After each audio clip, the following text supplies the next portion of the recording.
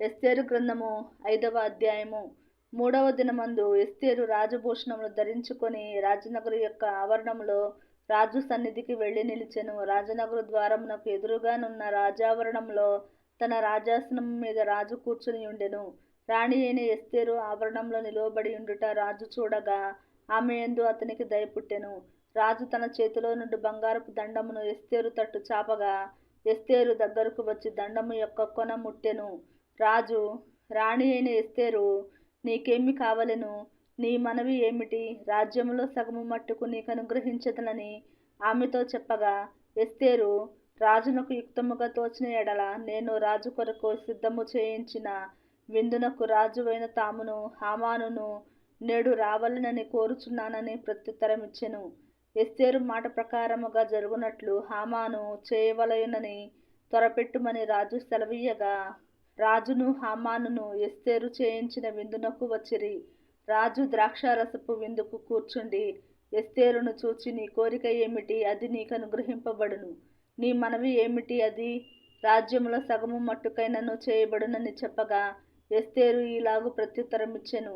రాజువైన తమ దృష్టికి నా ఎడల దయ కలిగి నా మనవి చొప్పునను నా కోరిక చొప్పునను జరిగించుట రాజువైన తమకు అనుకూలమైతే రాజువైన తామును హామానును మీ నిమిత్తము నేను చేయింపబోవు విందునకు రావలెను. రాజువైన తాము చెప్పినట్లు రేపటి దినమున నేను చేయుదును.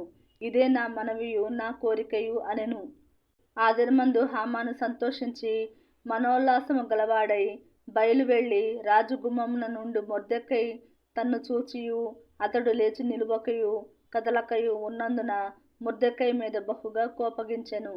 అయితే హామాను కోపము అణుచుకొని తన ఇంటికి పోయి తన స్నేహితులను తన భార్య అయిన జెరెషును పిలిపించి తనకు కలిగిన గొప్ప ఐశ్వర్యమును గూర్చియు చాలామంది పిల్లలకు తనకుండుటను గూర్చియు రాజు తన్ను గనపర్చి రాజు క్రింద నుండి అధిపతుల మీదను సేవకుల మీదను తన్ను ఏలాగున పెద్దగా చేసెనో దానిని గూర్చియు వారితో మాటలాడెను. మరియు అతడు రాణి అయిన ఎస్తేరు తాను చేయించిన విందునకు రాజును నన్ను తప్ప మరి ఎవరిని పిలిపించలేదు.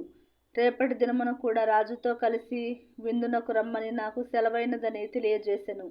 అయితే యూదుడైన మొర్దెకై రాజు గుమ్మమున కూర్చుని ఉండుట నేను చూసినంత కాలము ఆ పదవి అంతటి వలన నాకు ప్రయోజనమేమీ లేదని అతడు చెప్పగా అతని భార్య అయిన జెరెషును అతని స్నేహితులందరూ 70 మూరల ఎత్తుగల ఒక ఉరికొయ్య చేయించుము, దాని మీద మొర్దెకై ఉరి తీయింపబడినట్లు రేపు నీవు రాజుతో మనవి చేయుము.